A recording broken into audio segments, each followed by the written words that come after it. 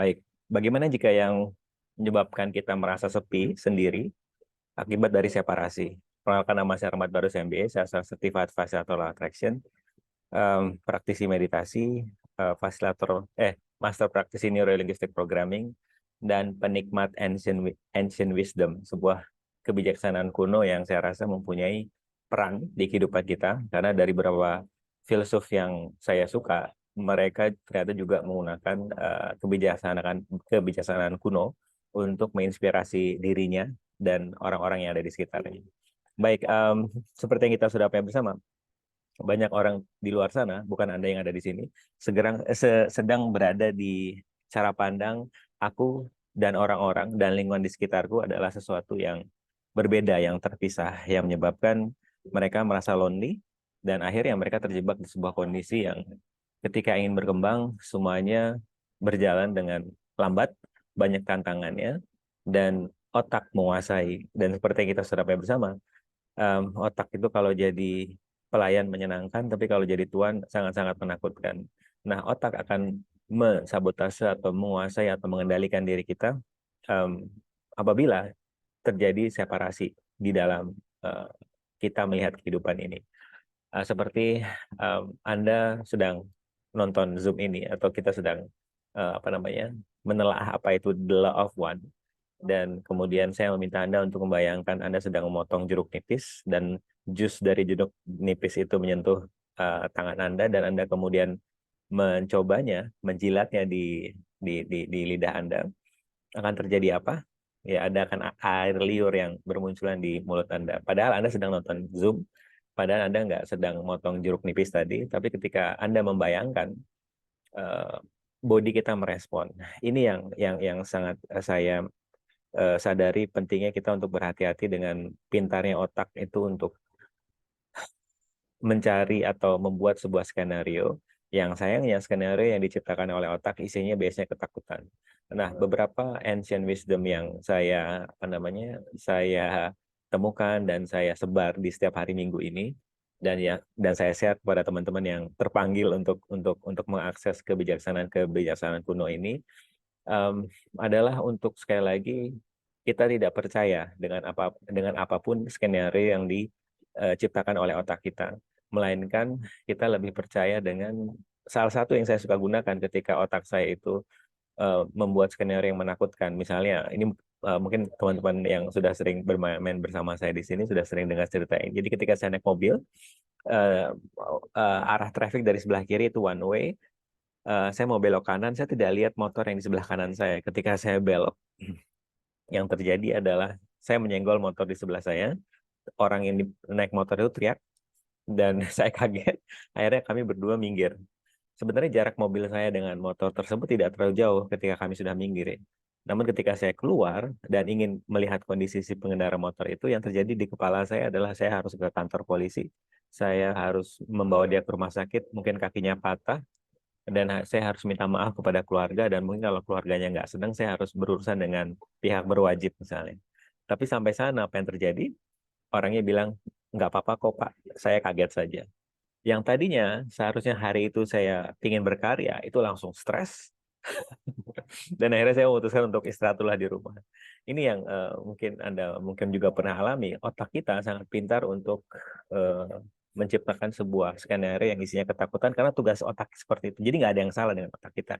Em, Otak kita diciptakan untuk menyelamatkan nenek moyang kita dulu dari serangan binatang buas dan tanaman beracun, sehingga bisa bertahan sampai sekarang kita. Dan sayangnya level stres yang tekanan-tekanan tersebut masih ada, dan untungnya dengan era informasi seperti sekarang sudah banyak solusi-solusi yang diberikan. Tinggal kita mencarinya, yang dapat memudahkan kita untuk tidak lagi menjadikan otak kita tuan, namun menjadikan otak kita pelayan. Karena sekali lagi, quote yang saya suka tadi yaitu, otak kalau menjadi pelayan sangat-sangat menyenangkan, tapi kalau jadi tuan itu sangat-sangat menakutkan. Nah, the law of one ini yang saya sadari ketika saya mulai mempraktekannya di kehidupan saya sehari-hari adalah, saya seperti, mungkin ini agak mirip dengan hologram teori ya. Jadi Anda adalah saya adalah Anda. Jadi ketika eh, ada sebuah statement yang sangat saya suka, yang sering saya juga lagi sebarkan di beberapa blog yang saya buat, yaitu Anda tidak akan pernah tidak suka kepada orang lain secara sembarangan.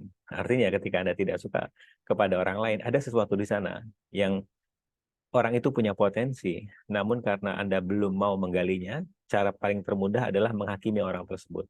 Saya itu punya mentor em, yang sebelum jadi mentor saya selalu menghakimi dia. Dia tuh kalau datang ke kampus itu selalu dalam kondisi yang necis, rapi gitu kan. Kemudian saya hakimi, ini orang belagu banget sih, datang ke kantor aja dengan berpakaian rapi seperti ini, apa namanya, cari perhatian, saya caper-caper gitu. Nah, ini adalah judgement yang saya punya terhadap kakak kelas saya tadi, kakak kelas yang akhirnya jadi mentor saya tadi. Nah, terus setelah apa namanya, namun saya juga menyadari kok saya hanya tertrigger dengan orang ini saja, tapi dengan orang yang lain yang juga berpenampilan necis dan rapi kalau datang ke kampus itu nggak apa-apa, tapi kok hanya orang ini gitu. Nah, akhirnya saya beranikan diri nanya, kok rapi banget Kak, kalau ke kampus ngapain gitu.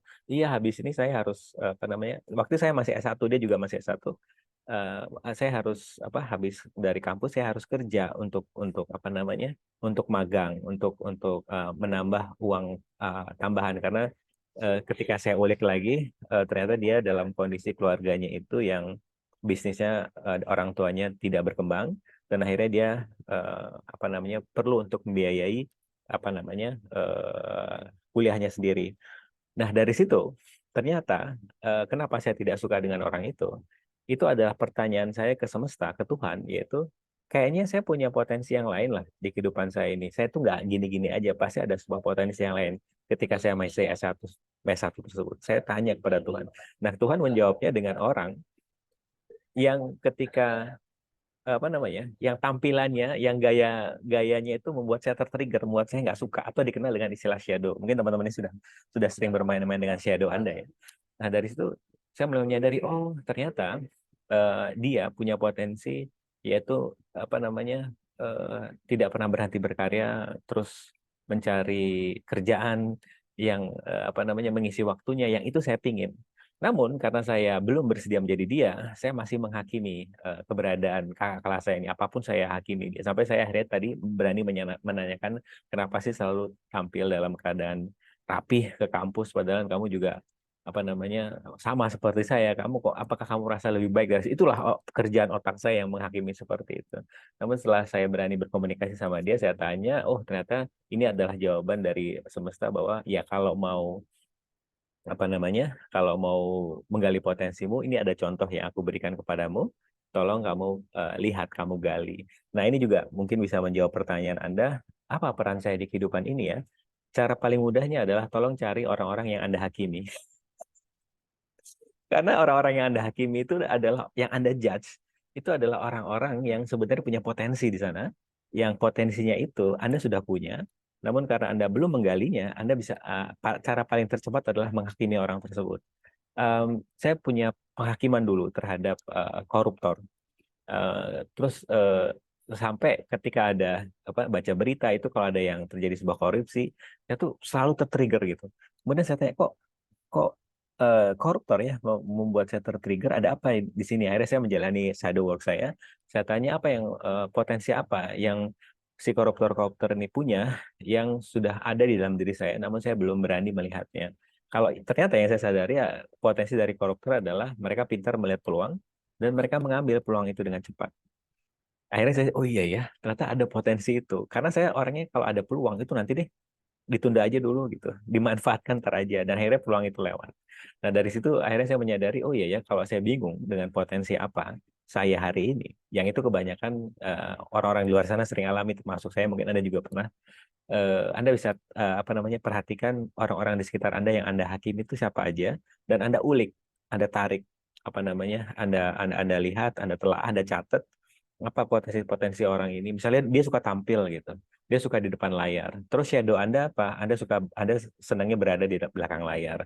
Kalau Anda tidak suka dengan orang-orang di depan layar dan Anda punya shadow yang apa namanya, sukanya di belakang layar, bagaimana jika dengan level kesadaran Anda yang sudah naik setiap saat, Anda sudah saatnya berada di depan layar juga. Itu adalah sebuah apa namanya, teknik shadow yang saya gunakan ke klien saya.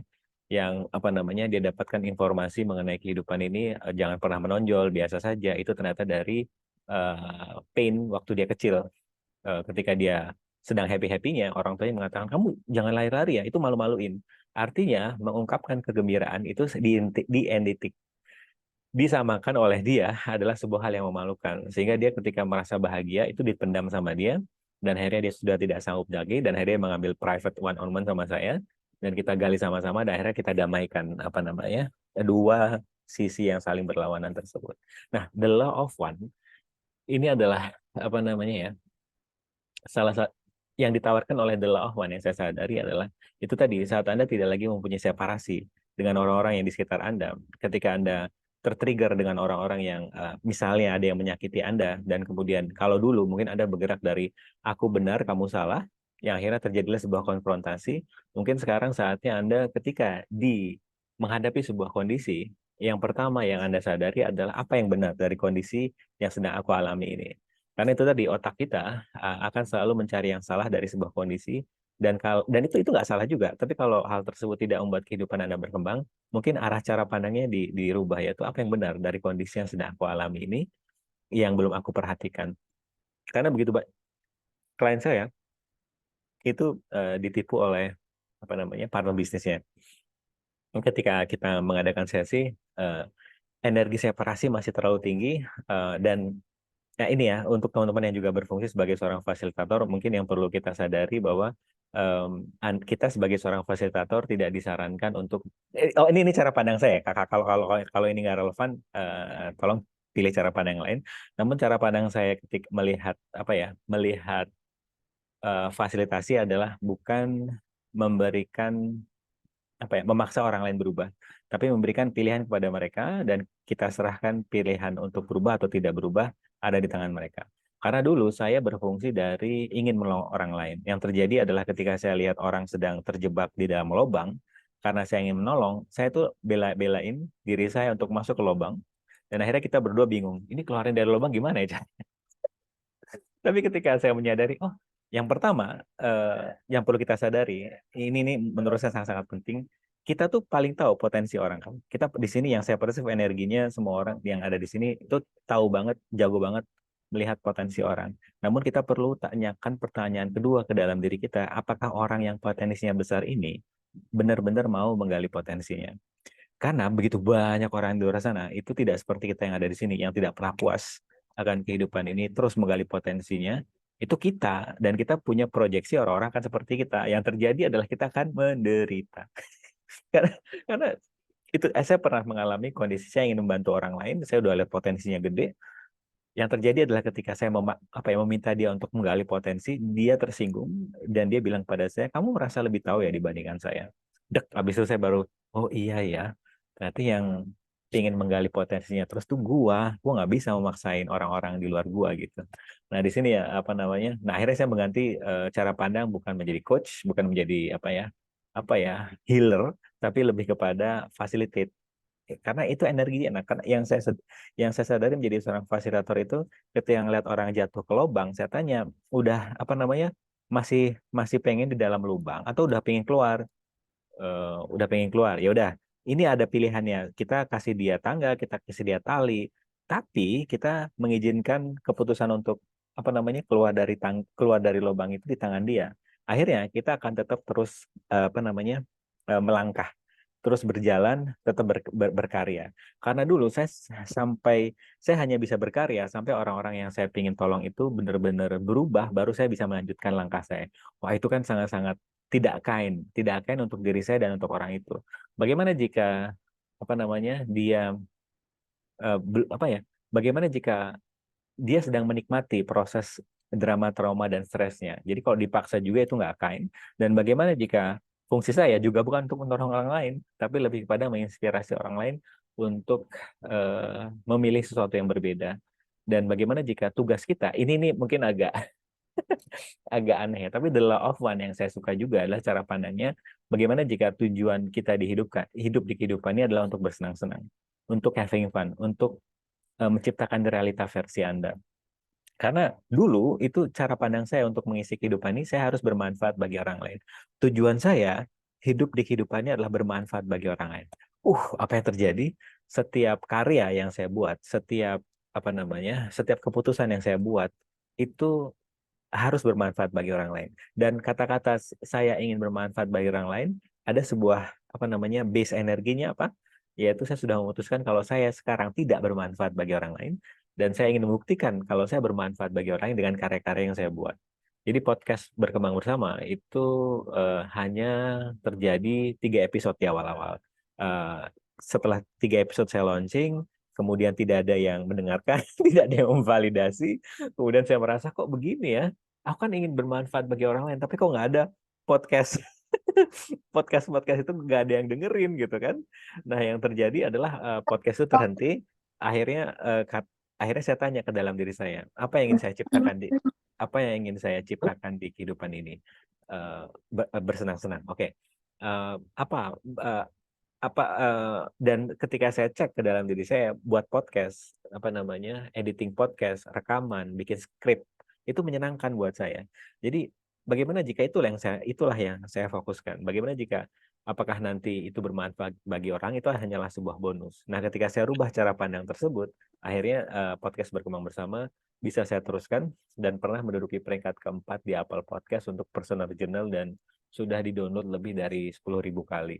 Nah, itu tidak akan pernah terjadi kalau saya masih menggunakan cara pandang ingin bermanfaat bagi orang lain. Ini Amalia Suryanata dia ngomong, nah sering itu mindset bermanfaat bagi orang lain.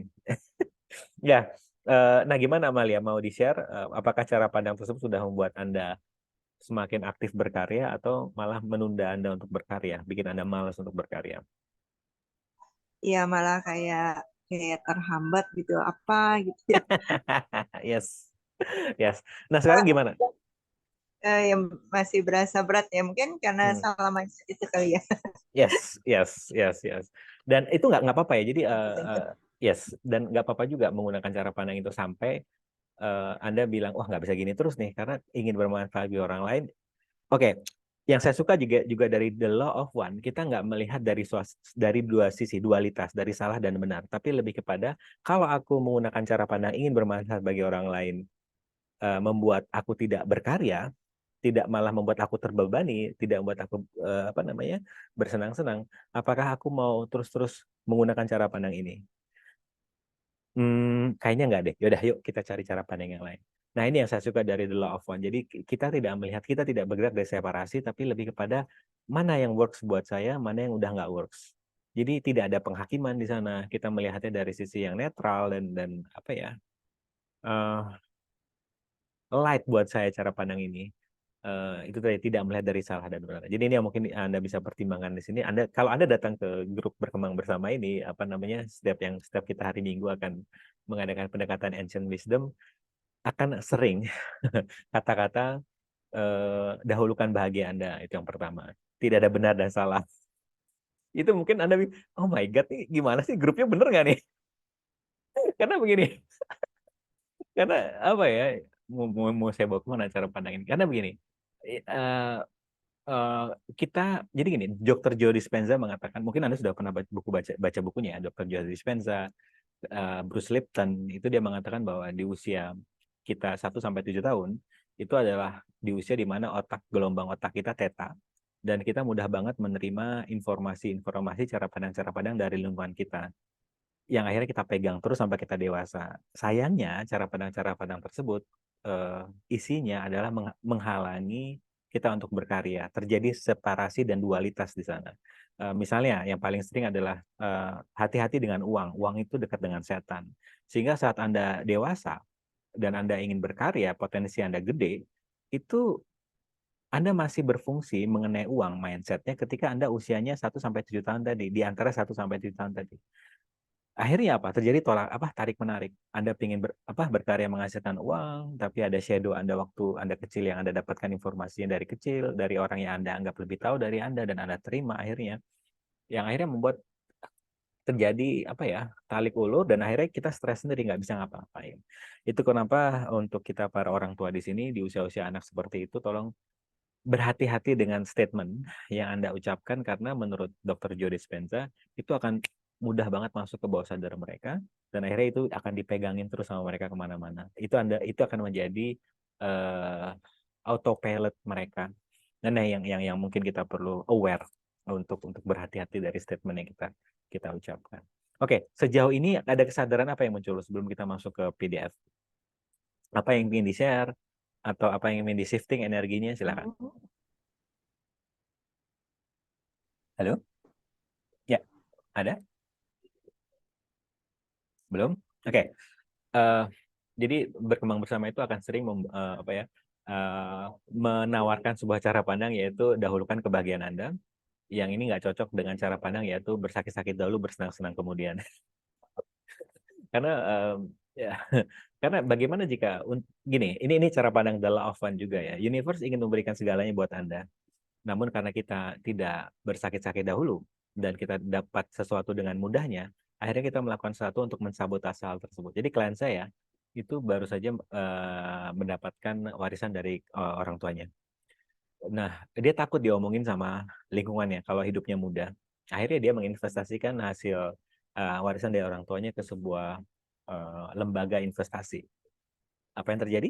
Investasinya gagal, dan akhirnya dia kembali dalam kondisi yang tidak punya uang lagi. Itu hanya karena dia tidak ingin dihakimi sama lingkungannya, karena dia ingin dinilai, nanti deh aku akan diakui keberadaanku punya uang kalau aku berhasil menginvestasikan uang itu jadi profit, dan aku bisa bilang ke orang-orang di sekitarku, itu kan aku layak loh menerima uang ini. Nah, ini yang dimaksud dengan apa namanya cara pandang bersakit-sakit dahulu dan bersenang-senang kemudian. Cara yang paling ini yang saya persif ya, karena yang saya persif yang rata-rata datang ke kelasnya atau event master kelasnya si berkembang bersama ini, rata-rata kita mempunyai energi healing. Dan ketika kita berhasil mengubah cara pandang orang lain dan atau mengubah state mereka dari stres ke relief dan sebagainya, apapun itu ketika mereka ingin mengucapkan terima kasih atau memberikan semacam uang kepada kita sebagai ucapan terima kasih, itu kebanyakan dari kita menolak karena kita bilang, nggak deh, ini gampang kok buatku. Dan akhirnya Anda menolak hal-hal yang gampang buat Anda untuk dijadikan pemasukan tambahan atau pemasukan utama, dan Anda akhirnya mencari yang susah-susah buat Anda sebagai pemasukan Anda. Ini nggak salah juga, tapi kalau ini sudah nggak works, sudah membuat Anda stres, sudah membuat Anda tidak antusias dalam melihat hidup ini, monggo coba dipertimbangkan, apa nih yang mudah buatku, yang bisa aku karyakan dan menghasilkan uang untukku. Jadi ada dua cara pandang di energi itu, namanya inspire action and lack. Jadi kebanyakan orang di luar sana, bukan Anda, ketika berkarya masih berfungsi dari lack, yaitu aku kurang dan aku harus melakukan sesuatu untuk untuk create sesuatu. Tapi energinya dari rasa kekurangan.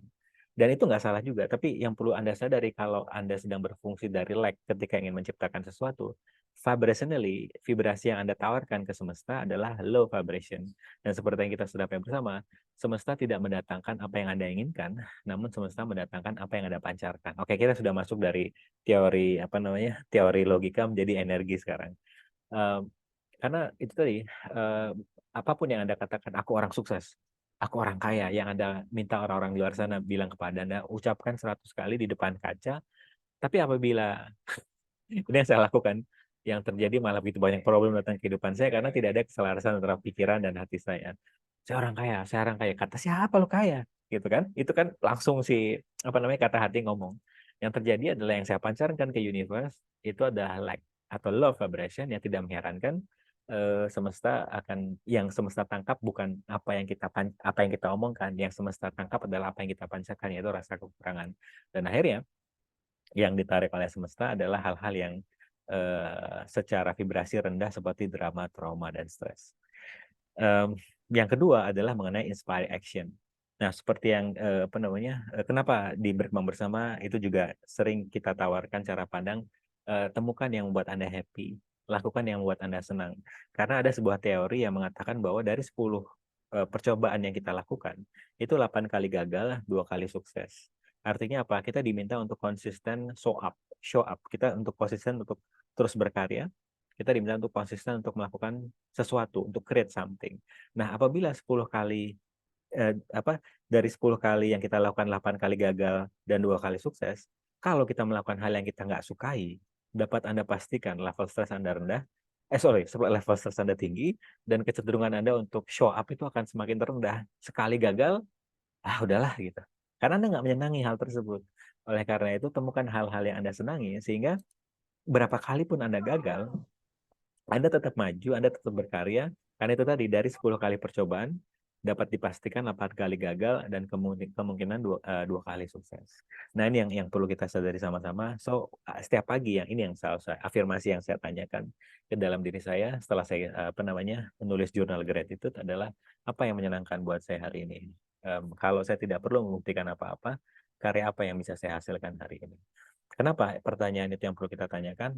Kalau kita kembali ke teorinya Dr. Joe Dispenza sama Bruce Lipton, pagi hari 5 menit pertama, gelombang otak kita theta, mudah banget dimasukin cara pandang, informasi baru, sehingga akan lebih mudah masuk ke bawah sadar kita. Nah, sayangnya kebanyakan orang-orang di luar sana, bukan Anda, saat bangun pagi dia mengambil handphone, dan menurut Dr. Joe Dispenza itu wajar sekali, manusiawi sekali, karena untuk melihat handphone dan ngecek sosial media di pagi hari itu lebih familiar dibandingkan menginginkan yang Anda inginkan. Karena ketika kita meditasi misalnya, membuat jurnal gratitude, jurnal hal-hal yang Anda inginkan terjadi hari ini, itu kan nggak familiar. Yang lebih familiar, ambil handphone, lihat sosial media, scrolling. Parahnya ketika Anda lihat teman-teman Anda udah liburan ke luar negeri, Anda langsung, gila nih, teman-teman gue udah liburan ke luar negeri, gue kok masih gini-gini aja. Yang mana 5 menit pertama saat sama Bu, saya juga masih, Amalia, saya juga masih kok. Cuman durasinya udah saya kurangin. Sayangnya 5 menit pertama saat bangun tidur, gelombang otak kita theta itu mudah banget dimasukin fear, lack, nggak ada rasa rasanya kemana-mana yang dipancarkan adalah rasa kurang. Oleh karena itu saran saya, ya, ini keputusan di tangan Anda ya. Karena sekali lagi kami sebagai fasilitator dari Berkembang Bersama itu hanya memberikan pilihan-pilihan, keputusan tetap dengan Anda, yaitu tolong 5 menit sebelum tidur dan 5 menit setelah bangun tidur, tolong berhati-hati dengan apa yang Anda konsumsi, dengan apa yang Anda lihat, dengar, dan rasakan. Kalau Anda sebelum bangun tidur berfungsi dari rasa gratitude, itu akan masuk ke your subconscious, dan bangun pagi pun Anda akan lebih antusias dalam melihat hidup ini. Yes. Nggak apa-apa. That's okay. Gini ya, gini. Oke. Nggak ada. Oke, sekali lagi kita kan sudah kita sudah bergerak dari the law of one ya. Nggak ada yang salah, nggak ada yang benar. Tapi kalau malah ketika Anda bangun tidur dengerin gini, indikasinya adalah setelah Anda ngeliat TikTok itu, apakah Anda terinspirasi untuk berkarya juga atau malah mengkeret istilahnya adalah instant gratification, kenapa kita generasi sekarang atau orang-orang sekarang dengan begitu banyaknya hiburan itu cepat banget menderita karena kita mudah banget menerima kenikmatan-kenikmatan yang menyenangkan otak kita. Nah, akhirnya ketika kita diminta untuk meditasi itu kan menderita banget kan. Karena nggak ada hiburannya, tapi ketika Anda membiasakan untuk menyediakan waktu buat diri Anda, kemudian Anda bersatu dengan rasa ketidaknyamanan, akhirnya terjadi sebuah sistem neuron baru di kepala Anda yang membuat Anda itu, oh ini tuh rasanya nggak nyaman, oh ini tuh rasanya nyaman, oh bagaimana dengan sifat yang netral. Karena Buddha pernah mengatakan, ini statement yang saya suka, kondisi enlightenment itu adalah ketika menderita biasa aja, ketika bahagia juga biasa aja. Jadi semuanya sifatnya netral. Nah, kalau kita sudah sampai sore ini light nggak kalau saya ngomongin? Udah waktunya belum saya ngomongin ya. Intinya adalah oke, jangan terlalu jauh lah. Intinya adalah kalau yang Anda gunakan sekarang actionnya belum membuat Anda berkembang, ayo kita cari yang lain yang lebih kind buat Anda. Misalnya Anda latihan pernafasan, misalnya Anda jalan pagi dengerin podcast saat habis bangun pagi, apapun itu, peregangan, yoga, apa lagi ya, bersih-bersih rumah misalnya. Karena klien saya dia tidak suka meditasi, tapi dia suka bersih-bersih rumah, dia suka nyiram tanaman. Yang menurut dia itu adalah meditasi versi dia, karena dia benar-benar hadir di saat itu kan. Karena begini, otak kita menurut Universitas Harvard. Jadi saya memang gini ya, saya suka spiritual, tapi saya juga suka ilmu pengetahuan, nggak? Karena apa ya? Misalnya ada guru spiritual saya ngomong mengenai vibrasi, akhirnya saya cari apa namanya penelitiannya apa seperti Nikola Tesla dan sebagainya. Nah, mengenai apa namanya meditasi tadi, Universitas Harvard mengatakan em, Universitas Harvard mengatakan apa? Oh, oke. Saat Anda sedang lihat Zoom ini, pikiran Anda tuh ke masa depan. Nanti gue jam 10 malam mau pesen sate di mana ya? Atau Anda ke apa ya? Tadi pagi. Aduh, gue makan sambel tadi pagi bubur pakai sambelnya 3 sendok makan gede. Terus sekarang apa namanya perut gue panas gitu. Padahal Anda sedang lihat Zoom ini. Jadi menurut Harvard mayoritas waktu aktif pikiran kita itu selalu ke masa depan yang biasanya isinya ketakutan dan masa lalu yang biasanya isinya penuh dengan penyesalan yang membuat Anda tidak benar-benar ada di sini. Artinya apa? Untuk membuat Anda bahagia itu paling mudah adalah mengarahkan pikiran Anda berada di saat ini sekarang. Itu kenapa ketika sesi meditasi, ya, kemarin kami baru challenge 21 hari sesi meditasi, itu pertama yang saya lakukan kepada para peserta adalah untuk benar-benar berada di saat ini sekarang dengan melihat, mendengar, dan merasakan. Mereka ada di mana sekarang? Rasa kursi yang mereka sandarkan di tubuh mereka juga tolong dirasakan. Yang akhirnya pikiran yang tadi lompat masa depan dan masa lalu itu akan ada di saat ini sekarang, dan di saat ini sekarang lah yang akan membuat Anda lebih rileks. Jadi menurut dokter atau profesor saya lupa, John Kabat-Zinn, dia mengatakan pikiran itu di antara satu pikiran dengan pikiran yang lain itu ada sebuah ruang namanya ruang antara. Nah, ruang antara ini adalah inspirasi kreativitas berada. Dengan Anda meditasi versi Anda ya, nyuci piring, bersih-bersih tanaman yang buat Anda hadir di situ, Anda akan lebih mudah mengakses ruang antara itu yang di situ biasanya letak kebijaksanaan, wisdom, inspirasi kreativitas berada. Beritanya persinkronan. Ya, ya, dan ini kalau kita masuk ke teori konspirasi ya, saya juga lagi seneng apa ya teori-teori konspirasi. Jadi ini tolong dicek juga kebenarannya ya. TikTok itu di China itu berita-berita yang isinya dance dan kemudian apapun yang sifatnya hiburan kalau nggak salah itu di ban.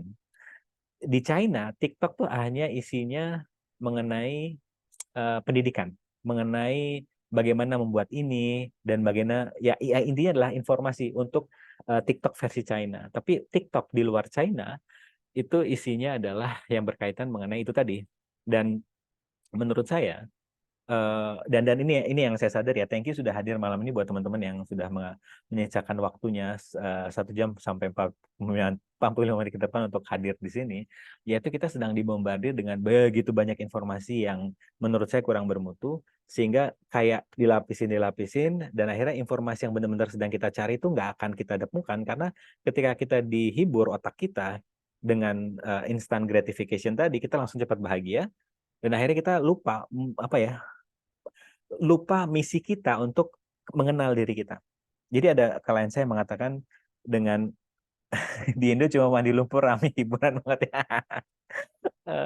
Jadi saya mau ngomong apa ya? Oh, Nassim Haramein, seorang ahli fisika, mengatakan bahwa uh, untuk Anda membuat impact yang besar keluar, cara paling mudah adalah masuk ke dalam. Jadi dia waktu mendapatkan pertanyaan mengenai AI, mengenai persaingan, bagaimana untuk bisa show up, bisa muncul, dia bilang ya untuk Anda membuat impact yang besar keluar, ya udah masuk aja ke dalam.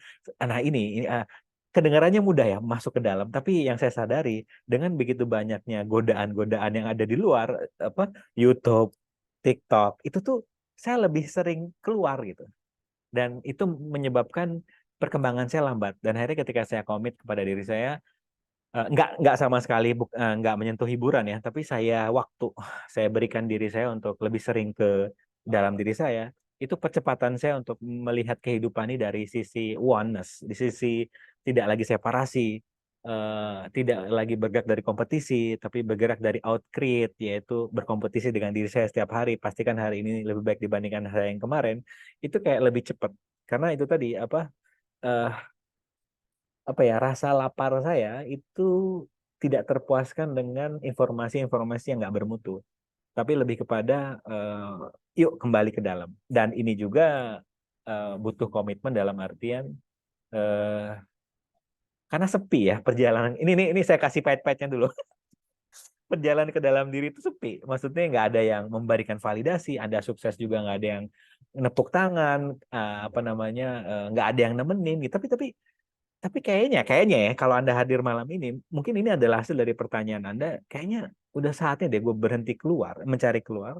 Tapi ya yuk balik ke dalam. Nah disinilah apa namanya, kita mudah-mudahan nanti bisa konsisten setiap minggu malam untuk apa ya kami memberikan pilihan-pilihan cara pandang yang berbeda dan kami tetap serahkan keputusannya di tangan Anda.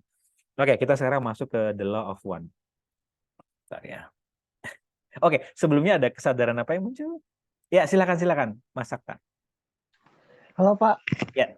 Tadi kan Bapak bilang tuh kalau umur 7 sampai 8 tahun kita kan berada di kesadaran theta, gampang dimasukin informasi-informasi. Jadi ketika kita mau berkarya sama keyakinan di masa kecil kita tuh saling tarik-tarikan gitu kan Pak. Nice. Yes, benar. Nah, itu yang saya alamin tuh Pak. Saya ngerasa saya punya potensi.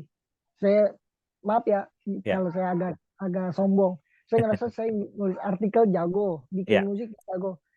Kendalanya adalah selama 8 tahun Pak, saya ngejanjiin hal yang sama ke ibu saya, tapi hidup saya nggak berubah-berubah.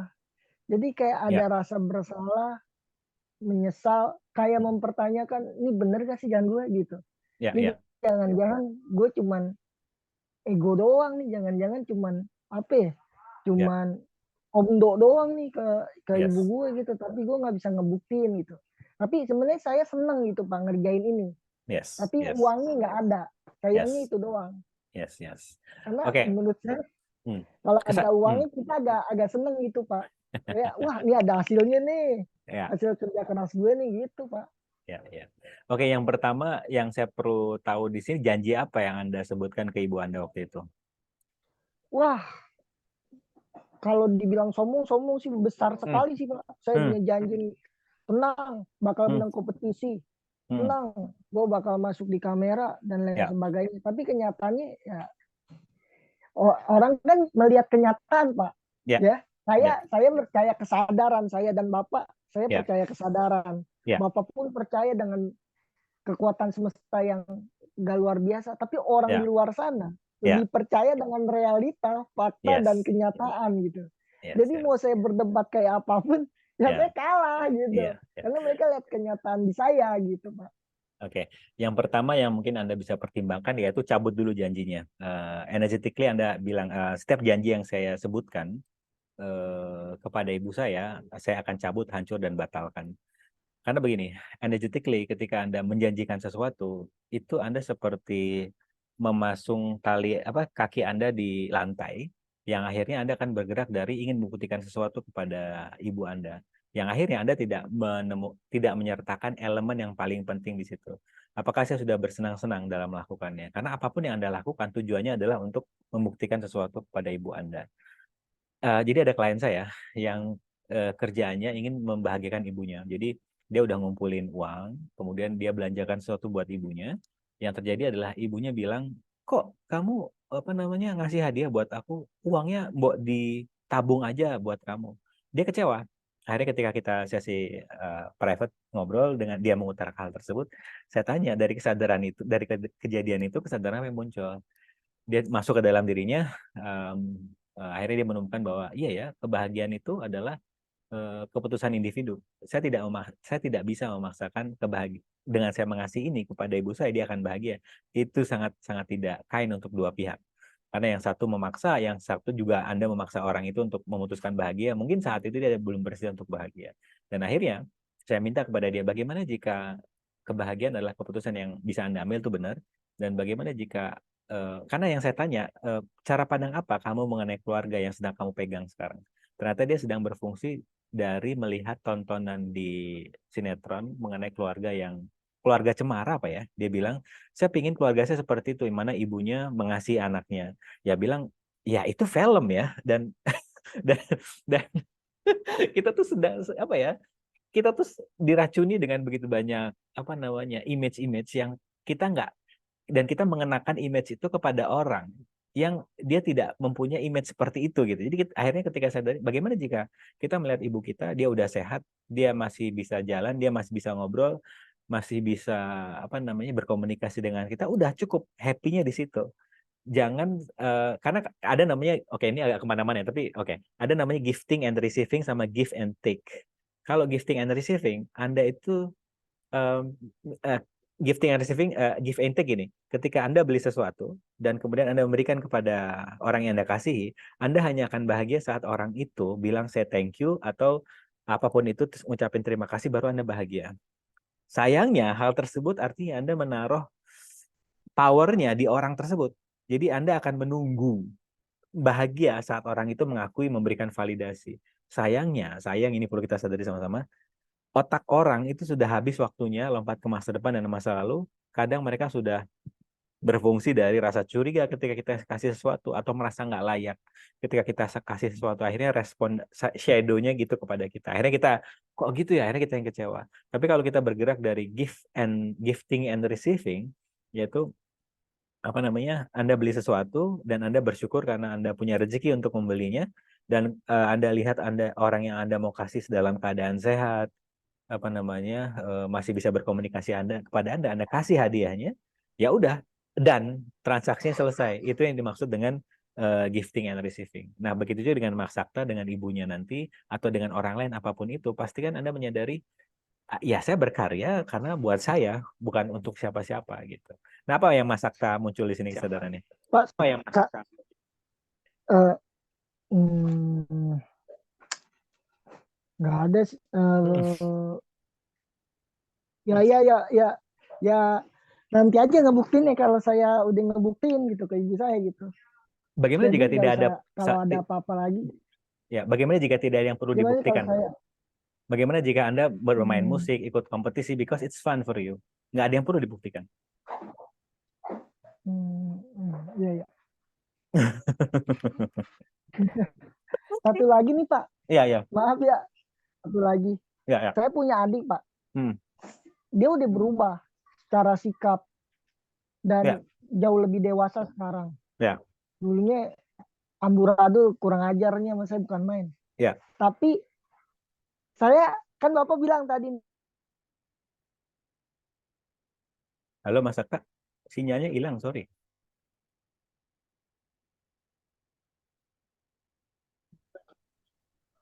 halo Pak, Ya, gimana maaf, Mas? gini, saya punya adik Pak, Ya, dia udah berubah sikapnya sama saya, dia udah lebih baik. Ya ya, sama saya udah baik lah. ya, Ibarat kata udah jauh lebih perhatian ketimbang dulu. ya. Tapi kok, kan Bapak bilang tadi hukum the oneness kan Pak, Yes, kita nggak mungkin sembarangan membenci orang lain gitu kan. yes, yes. Saya benci dia sama ini Pak, Ya, bahkan dia udah baik pun saya masih benci. ya, ya. Apakah mungkin Pak, saya sebenarnya menginginkan jadi dia. Oh, nice. Good question. Yes. Udah masuk nih energinya, udah masuk. Oke. Mas Saktanya hilang lagi. Halo? Halo Pak, Yes, yes, maaf yes, aku yes. putus. Ya, ya, ya. Oke, ini udah enak energi, udah masuk ke topik. Yes. Ya. Oke. Yang pertama, Apa? tolong Mas Sakta sadari bahwa orang yang ada di luar itu berubah, itu dimulai dari kita dulu. Terus, apakah sekarang adik Anda yang sudah lebih sopan kepada Anda karena terjadi perubahan dalam diri Anda untuk melihat adik Anda? Atau Anda sudah sering bermain-main dengan diri Anda sendiri, yaitu berfungsi dari gratitude, awareness, dan sebagainya, akhirnya Anda bisa merubah orang-orang di luar Anda, lebih kind kepada Anda. Oke, dia hilang lagi. Oke, itu biasanya yang terjadi seperti itu. Jadi cara termudah untuk merubah apa yang ada di luar, itu rubah dulu apa yang ada di dalam. Karena yang di luar adalah hasil proyeksi di kepala kita. Itu yang pertama. Yang kedua, dia udah masuk ke shadow tadi. Kalau dia tertrigger dengan orang ini, biasanya cara yang paling saya sering tanyakan ke dalam diri, kenapa gue ke-triggernya sama orang ya? Kok sama yang lainnya kagak? Ada apa ini gitu? Apa yang karakteristik apa yang saya tidak suka sama dia? Akhirnya saya breakdown. misalnya saya dulu waktu belum berani bikin kelas seperti ini, saya punya temen yang seorang MC, dan saya tuh sebel dia kalau datang ke kondangan dia yang MC gitu kan. Terus oh gini ya, akhirnya saya masuk ke menelaah ke dalam diri saya karena dia adalah cerminan saya. Gimana ya? Saya adalah dia, dia adalah saya kalau the law of one ya, atau teori hologram. Jadi kemudian saya tulis karakteristik apa yang saya tidak suka dari, oh dia suka tampil, kemudian cara bicaranya itu tertata rapi dan sebagainya. Itu saya tulis yang saya sebel. Benar saya tanya, Truth, apakah kamu pengen punya potensi kayak dia? Oh iya juga gitu. Dan tapi sebelum saya memutuskan untuk berubah, menggali potensi yang di depan layar seperti dia, saya melihat dulu shadow saya. Shadow ini maksudnya em, em, tidak suka muncul di depan umum. What right about this? Apa yang benar dengan aku tidak suka muncul ini? Oh, dengan aku tidak suka muncul, tidak suka tampil, aku lebih sering menyediakan waktu untuk diriku sendiri, gitu. Sebelum Anda sebelum Anda bergerak membuka diri Anda ke sisi yang yin and yang Anda, tolong dari cara pandang nggak ada yang salah dengan shadow Anda sekarang. Tapi bagaimana jika kalau memilih satu, Anda nggak whole. Tapi kalau bagaimana jika ini yang saya ketika saya melatih eh, peserta lomba public speaking jadi saya diminta untuk melatih CS di sebuah perbankan BUMN yang akan ikut lomba. Nah, ketika ada satu yang ketika berbicara di depan umum tuh selalu dalam kondisi yang shock gitu, nggak keringetan dan sebagainya. Kemudian si bosnya bilang, sebenarnya kalau dia nggak dibilang lomba itu nggak kayak gini loh, tapi ketika dimunculin lomba dia pasti muncul seperti ini. Nah, akhirnya saya minta waktu untuk ngobrol sama dia, saya tanya apa yang kamu sadari dengan kamu suka seperti ini. Ketika kita ngobrol TikTok, akhirnya ditemukan waktu dia kecil dulu, sekitar usia 6 tahun, dia itu pernah ikut lomba apa, kemudian mic-nya atau sound system-nya mati, akhirnya dia diketawain sama orang-orang. Dan itu masuk ke bawah sadar dia dan dipegangin sampai sekarang, dan ketika dia harus berhadapan dengan orang banyak, itu yang muncul. Akhirnya saya tanya, apa manfaat dari sisi kamu tidak suka tampil ini? Ya, saya lebih ini sih Pak, saya lebih saya lebih akrab dengan diri saya. Saya lebih orangnya tidak buru-buru. Saya orangnya lebih tenang, dan itu yang saya dapatkan ketika saya tanya apa manfaat dari tidak suka tampil di depan umum. Nah, setelah saya minta kepada dia, bagaimana jika kita adalah satu bulatan utuh saat kita mengakui sisi kita yang tidak suka tampil di depan umum, dan di sisi lain yang suka tampil di depan umum, atau apalagi yang suka berlawanan, yaitu ingin menjadi seorang pembicara yang keren, yang akhirnya menjadi tekanan dalam diri dia, dan akhirnya saya minta dia untuk bersedia menjadi seorang pembicara yang ditertawakan sama orang lain. Oke, ini kedengarannya agak aneh ya, tapi saat Anda mengakui sisi Anda, dua-dua sisi itu, akhirnya Anda tidak perlu membuktikan apa-apa. Anda akan presentasi, Anda akan public speaking dengan energi because it's fun for you. Anda tidak perlu menunjukkan aku jago banget public speaking, atau aku takut dihakimi sama orang. Nah, ini yang dimaksud dengan dualitas tadi. Nah, ini yang sampai di mana tadi? Oh, ya, Mas Sakta, apa yang Anda sukai dari adik Anda, namun Anda belum bersedia akui, yang muncul adalah penghakiman Anda kepada adik Anda. Belum ya? Sinyalnya lagi main. Nah, ini bagus pertanyaan Amalia. Berarti bahagiakan diri sendiri dulu ya. Apakah ini kesannya egois? Semaunya sendiri. Oh, nice. Oke. Oke, Amalia. What is your definition about egois? What is your definition? Halo Pak, Ya. egois kesannya ya semau saya sendiri gitu. Misalnya Ya. saya celoteh aja Ya. gitu kan, Ya. saya harus dengarkan saya gitu ya. Ya. Nah, padahal orang itu belum tentu siap untuk mendengarkan saya gitu, cerita-cerita saya. Ya. Kayak gitu. Light or heavy cara pandang ini? Ringan atau berat? Mengkeret atau bikin Anda space cara pandang tadi? Ya kalau di saya lega gitu, tapi saya ngerasa orang lain kayak ketumpahan sampah saya gitu. Yes, yes. Yang pertanyaan kedua adalah cara pandang egois yang Anda gunakan tadi. Who is this belong to? Punya siapa cara pandang itu? Mungkin dari mama saya kali. Yes. Keren loh. Wow. Anda cepet ya. Oke. Mau dipegang apa? Oke, cara pandang itu sejauh ini membuat Anda berkembang atau mengkeret? Atau malah contracted? Mana ya? Mengkeret kan? Yes. Oke. Ada cara pandang lain nggak mengenai egois? Oke, egois, definisi egois versi saya adalah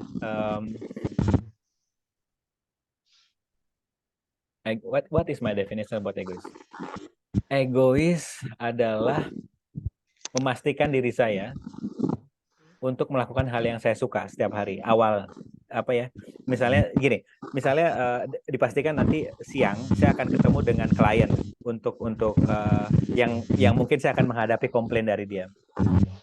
Nah, 2 jam pertama saya pastikan saya menyediakan waktu untuk saya dulu, yaitu untuk meditasi, untuk latihan pernafasan, journal dan sebagainya. Sehingga apapun yang semesta ingin lempar kepada saya, itu akan saya siap menerimanya.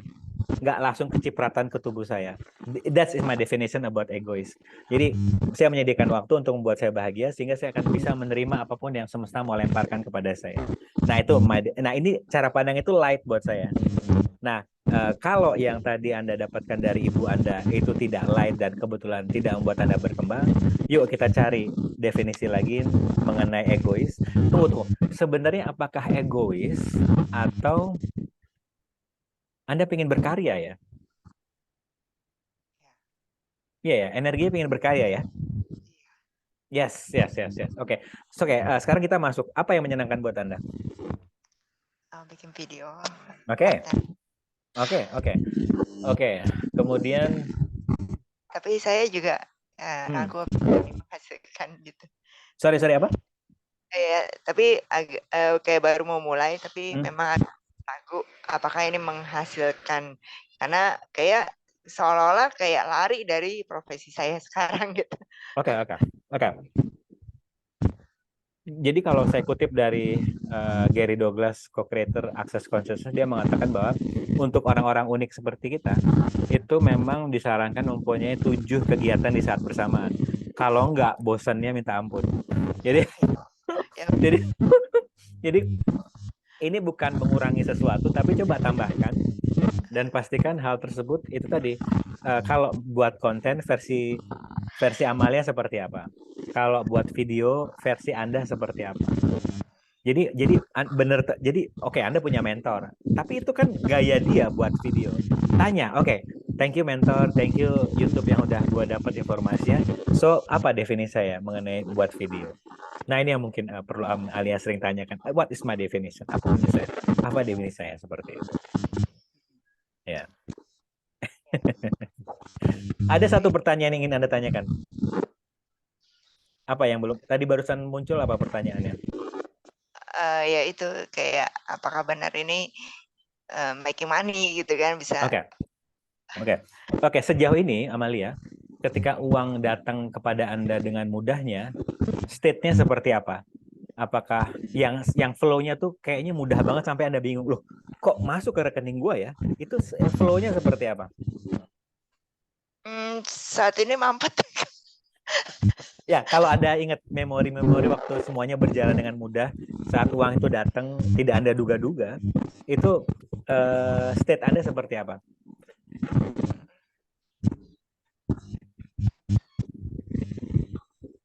Apakah Anda lagi nggak mikirin uang, terus Anda berkarya saja? Saya mau bersenang-senang gitu, Ya. aja. Gitu. Ya, yes. Karena, oke. Ya, oke. Ya, karena uang adalah energi ya. energi tidak dapat dihancurkan, tidak dapat diciptakan, hanya dapat berubah bentuk. Dan dari beberapa memang seperti testimoni yang dialami klien saya seperti Amelia tadi, itu ketika dia benar-benar fokus melakukan hal yang dia suka, itu tuh dia kaget kok arah uangnya dari kondisi yang aku tidak duga. Entah dari temannya dulu yang minjem uang nggak dibalikin, terus lagi dia asik berkarya, vibrasinya tinggi, akhirnya dia bilang sorry ya duitnya baru gue balikin sekarang gitu. Yang mana itu kayak, karena kalau Anda sedang berfungsi dari ingin ada targetnya, Anda melimitasi possibility uang itu akan muncul dari arah yang Anda tidak duga gitu. Nah ini yang perlu kita sadari sama-sama. Yes. Ya. Okay. Yes. Oke, coba kita clearing bareng-bareng ya mengenai energi uang. Anda semua di sini tinggal jawab yes ya. Bentar. Bisa di mute dulu, Malia. Ya. Baik.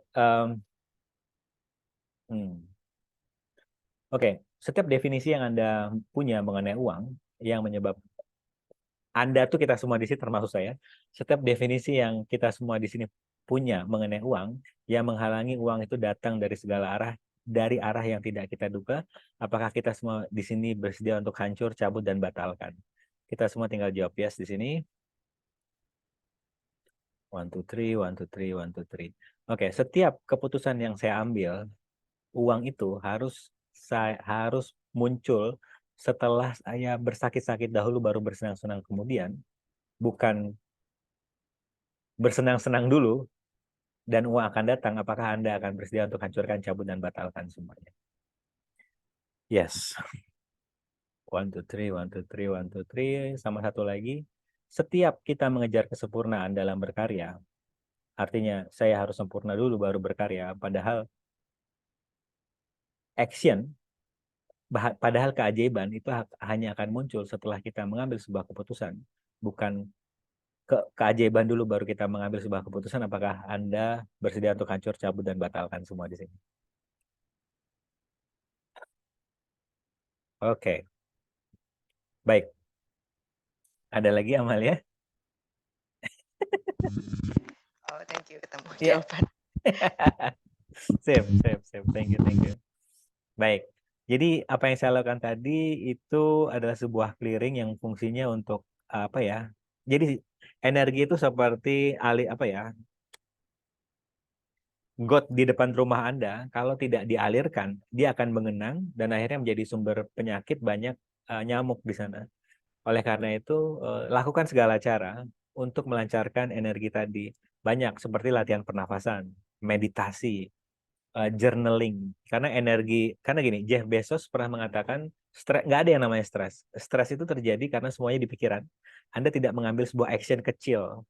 Itu kenapa saya minta, tolong ambil, kalau kita kaitkan dengan energi lagi. Jadi kalau udah science atau sudah statement dari orang sukses seperti Jeff Bezos mengatakan nggak ada namanya stres itu semuanya dipikirin karena tidak mengambil sebuah action.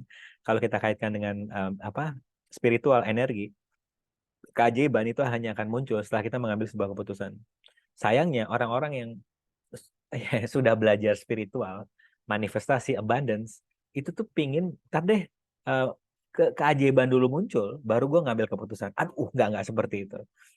Karena realita ini, kita sedang berada di realita 3D. Realita 3D adalah artinya perlu sebuah action untuk create, untuk attracting something di kehidupan kita. Namun pastikan action yang kita ambil based on inspire action. Dari gratitude, dari having fun, not dari, aku lag nih. Oke deh, aku lag, aku dalam kondisi yang takut, yaudah deh, ada momen, tapi Anda mengambilnya karena Anda FOMO, fear of missing out. Anda takut karena semua orang lagi ngambil ke arah sana, Anda takut, akhirnya Anda mengambil keputusan. Anda di sini, Anda semua di sini ya, bukan hanya Amalia. Jadi kita semua di sini hati-hati dengan action yang kita ambil. Apakah berfungsi dari lag, apakah dari gratitude, dari kekurangan, apakah dari sudah rasa penuh? Karena agama kita juga meminta kita untuk ketika berdoa dimulai dari rasa syukur dulu. Nah ini yang mungkin bisa kita pertimbangkan sama-sama di sini. Oke. Baik. Kita masuk ke slide bentar ya. Saya persingkat aja. Bentar. Ini bisa di-download di berkembangbersama.com.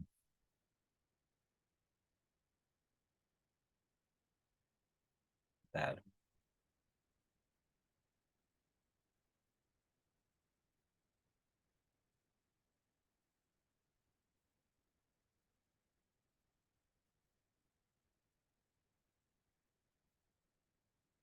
Oke.